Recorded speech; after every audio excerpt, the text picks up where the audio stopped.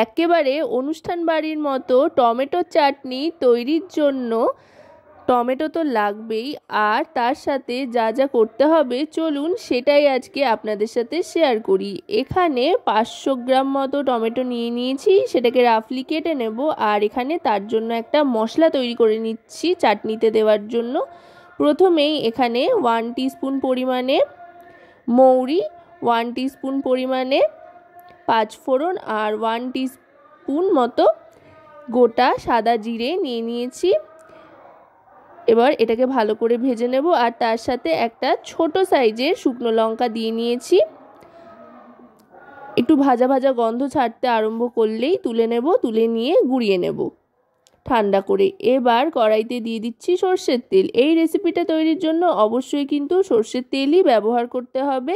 বেশ খানিকটা পরিমাণে সর্ষের তেল দিয়ে তেলটা একটু গরম হয়ে আসলে গ্যাসের ফ্লেমটা মিডিয়াম টু লোতে রেখে ফোড়ন হিসেবে দিয়ে দিতে হবে 1/2 টিস্পুন পরিমাণে পাঁচফোড়ন।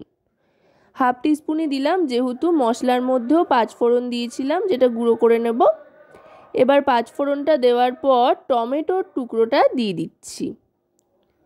টমেটোগুলো আমরা সাধারণত যে কোনো তরকারিতে টমেটো যেভাবে টুকরো করে দিয়ে থাকি সেভাবেই টমেটো টুকরো করে নিলেই চলবে। এবার টমেটোটা দিয়ে কিন্তু বেশ ভালো করে নাড়াচাড়া করতে থাকতে হবে মিডিয়াম টু লো ফ্লেমে।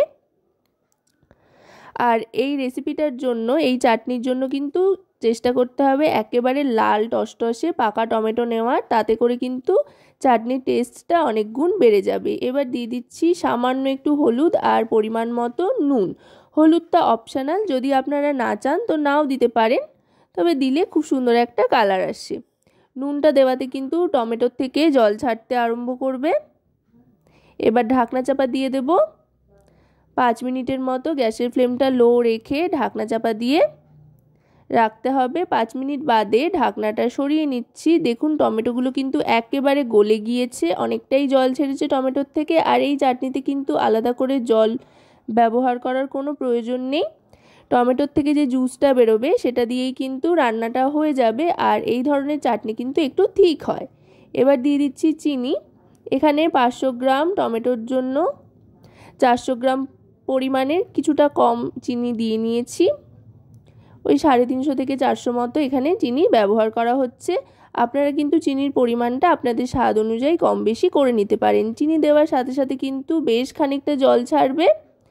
সেই জলটা একটু টেনে আসা পর্যন্ত কিন্তু ভালো করে নাড়তে থাকতে হবে মিডিয়াম টু লো ফ্লেমে।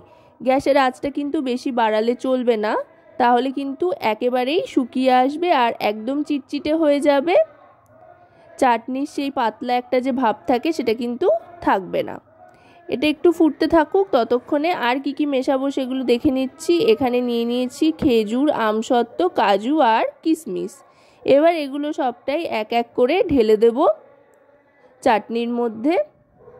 আশা করব রেসিপিটি আপনাদের ভালো লাগবে। ভালো লাগলে অবশ্যই রান্নাবাটি চ্যানেলটিকে সাবস্ক্রাইব করে লাইক, শেয়ার, কমেন্টের মাধ্যমে আমাদের পাশে থাকবেন। আর পাশে থাকা বেল আইকনটি অন করে দেবেন সবার আগে সমস্ত রান্নার নোটিফিকেশান পাওয়ার জন্য। আর যদি রেসিপিটি আপনারা আমাদের ফেসবুক পেজ থেকে দেখেন তো অবশ্যই রান্নাবাটি ফেসবুক পেজটিকে ফলো করার অনুরোধ রইল।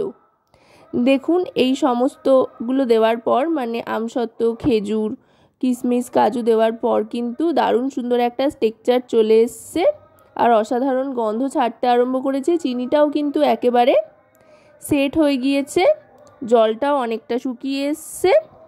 এই অবস্থায় যখন একটা গাঢ় ভাব চলে আসবে তখন কিন্তু গ্যাসের ফ্লেমটা লোতে রেখে তৈরি করে রাখা যে মশলার গুঁড়োটার কথা বললাম সেটা দিয়ে দিতে হবে। এটাই কিন্তু দারুণ সুন্দর একটা ফ্লেভার আনবে চাটনিতে, যেটার মধ্যে পাঁচফোড়ন, মৌরি আর জিরে, সাথে একটা শুকনো লঙ্কা দিয়ে নিয়েছিলাম। সেটা দিয়ে ভালো করে মিশিয়ে নিয়ে এবার সার্ভ করে দিচ্ছি। যে কোনো কিছু খাবার পর শেষ পাতে এই চাটনিটা থাকলে কিন্তু একটা অনুষ্ঠান বাড়ির ফ্লেভার চলে আসবে। আর চাইলে কিন্তু এটা আপনারা 1 মাস পর্যন্ত সংরক্ষণও রাখতে পারেন। তো আজকের এই রেসিপিটি আপনাদের কেমন লাগলো সেটা কিন্তু অবশ্যই আমাকে কমেন্টের মাধ্যমে জানাবেন। সকলে খুব ভালো থাকবেন ও রান্নাবাটির সাথে থাকবেন।